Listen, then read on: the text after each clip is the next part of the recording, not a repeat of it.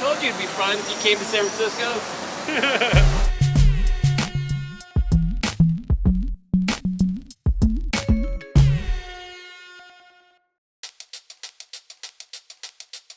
When I first heard that Silicon Valley had built the world's first fully automated burger robot, I knew I had to fly to San Francisco to see it with my very own eyes. Not only to taste it, but to go head-to-head in a burger showdown.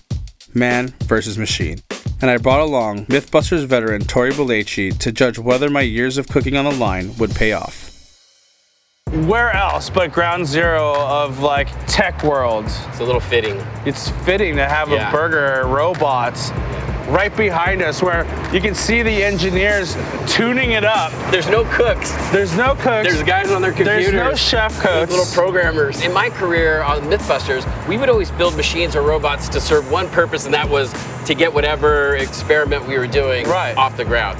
I mean, you know, we see precision robots building our cars. Right. But now I feel like they're moving into your territory, which is more of an art form. Exactly. Cooking is not putting metal, screwing bolts together. This machine is supposed to do everything from scratch, start to finish, in like a matter of minutes. They're only like $6.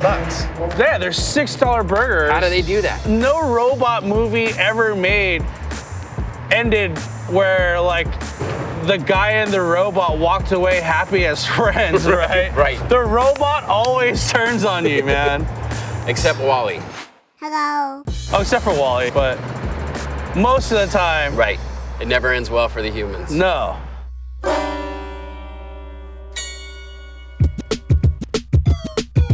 Tell us how this all started. I mean, I heard you used to flip burgers for a living. So I grew up in my parents' burger restaurant. I mean, I've flipped probably several tens of thousands of burgers in my life. You know, you do that day in, day out, and you're seeing all these people come through and seeing how they, you know, want different things, and you got these like little opportunities where you see you could make the burger a little bit better. Right. But when you're trying to do 400 burgers in a lunch crush, you just don't have time. So while you're there flipping burgers one at a time, thousands and thousands, you're like, man, I wish there was a robot that would do this for me. So there was sort of like this, you know, like there's got to be a better way feeling, right? Like, you know, okay, you got a griddle, right? And your prep table, and this is stuff we've been using for decades. I ended up studying physics, and they've got these labs with this instrumentation, you know, up the wazoo. All kinds of crazy, sophisticated stuff. And I'm thinking, man, why can't we bring this stuff into the kitchen? Right. And start making some instruments that'll help us make better food. Right. And that's what this thing is. Yeah, so tell us more about this bad boy right here. Let's start at the top. The device will take these brioche rolls. It'll slice the buns to order. So instead of using the normal like pre-sliced buns, these aren't exposed to air. They're not drying out, and they end up being a little bit fluffier. We can dispense sauce down the milliliter. We've got 15 sauces. You can even decide whether it goes on the top bun or the bottom bun. Then it starts getting the rest of the toppings, and the device slices all the toppings to order. So you have literally the freshest slice you can get. The cheese, we grate that directly on the bun. We have a seasoner, and there are 12 different seasonings.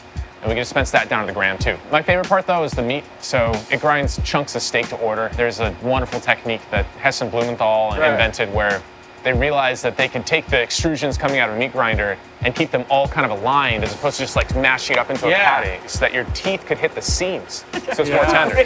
Yeah. And then we take that and we put that into the griddle. That's rad. It's pretty cool. We cook on the top and bottom at the same time. There are 11 temperature sensors and a bunch of algorithms that make sure it's cooking it correctly. And then there's your burger. It's like next level. It's like technical to the point of like, how does it fit in my mouth? Yeah. It's a really tough job. We got to sample a bunch of burgers all the time. But I didn't get this body by not trying burgers. How long does it take to make a burger, and how many can you pump out in an hour? I can do a burger about every 5 minutes from start to finish. And so that's including fresh grinding the meat and slicing everything. How does that compare to a human? I think we could give it a shot as far as like a 5-minute time period, but it's very impressive.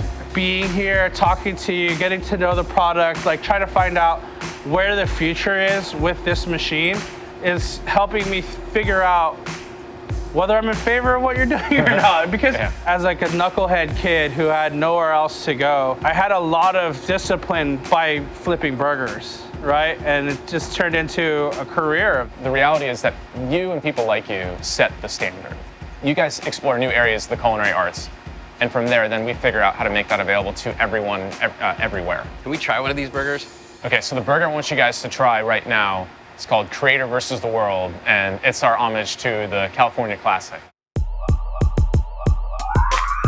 Here we are, final product. This is nuts. Yeah, this is so crazy. So it comes split like this. You know it's a good burger when you see that like sear. Right. This is where it's all at. Yeah. This Maillard. It's their take. You ready? Lettuce and tomato.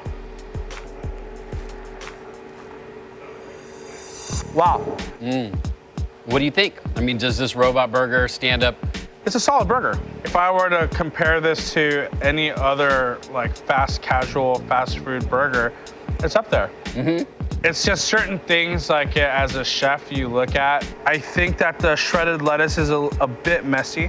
As far as seasoning is concerned, I feel like it needs a little more salt, but the sauce is fantastic. This is the first time I've heard about the whole vertical steak. It's a pain in the ass to do, man. If he hadn't told us, would I be thinking, this is easier to eat right now? I think on a thicker patty, you'd be able to notice it. Yeah.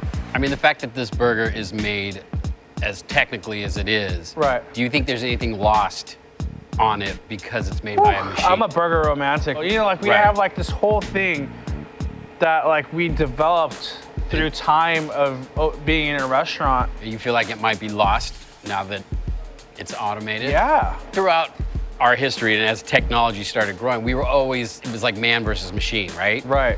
How would you feel about going head to head with the robot? I mean, I don't think in the history, I mean, maybe like the IBM, the Deep Blue computer that played chess against a human and won, but I don't think any chef has ever gone up against a robot to make a burger. Can you make a burger in the same amount of time as the robot, and can you make it as good, if not better? Look, I'm not gonna try to be a sore loser, but I definitely know that blind tasting, if you're tasting it, you're gonna be able to tell what was made by me.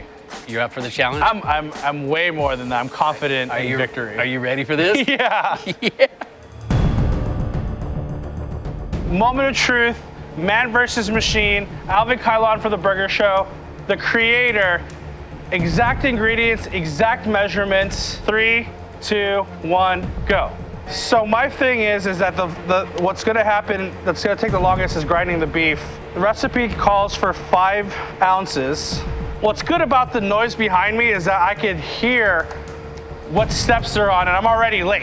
Now remember, this has to be vertically ground.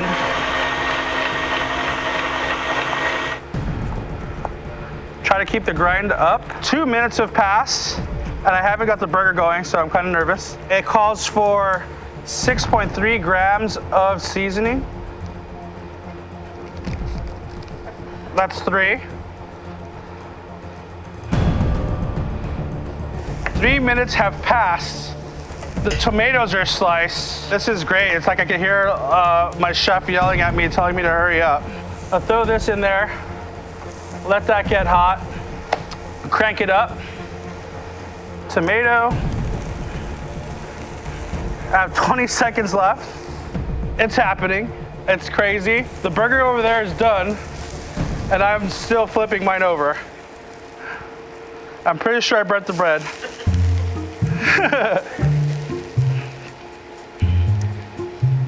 All right, let that go. Oh shit, the cheese. It needs 18 grams. How did it go? Pickles, tomatoes, onion, lettuce. 7 minutes, 30 seconds. I just finished my burger. It took the other machine 5 minutes. I'm 2.5 minutes over. Damn, dude, 5 minutes is fucking fast, bro. Dude, you did it. Oh my God. The machine's faster, obviously. Were you surprised by that? I was. Yeah, but 2.5 minutes after isn't that bad, I think. Right. Okay. So just off the bat, can you tell? Like, what can you tell? Like, what's different? There's one little thing that might give it away, but why don't we do this? I'm gonna close my eyes and I'm just gonna take a bite. Okay. All right. Then I'll hand you this. Now, when I say night and day, it could be bad. No, they're very close. I would have to say the second one, there's a definite char that I'm tasting. Right. Almost like burnt toast. Yeah, that's definitely me.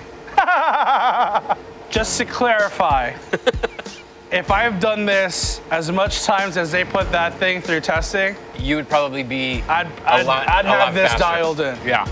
So what I'm hearing is there's a lot of excuses. There wouldn't be a human factor if I didn't make excuses. So if you, yeah. I shouldn't have toasted it. The burnt bun kind of throws off the flavor profile. So just say the robot wins for the TV. I would have to say the robot wins for the TV. I'm coming back for round 2. Game on, brother!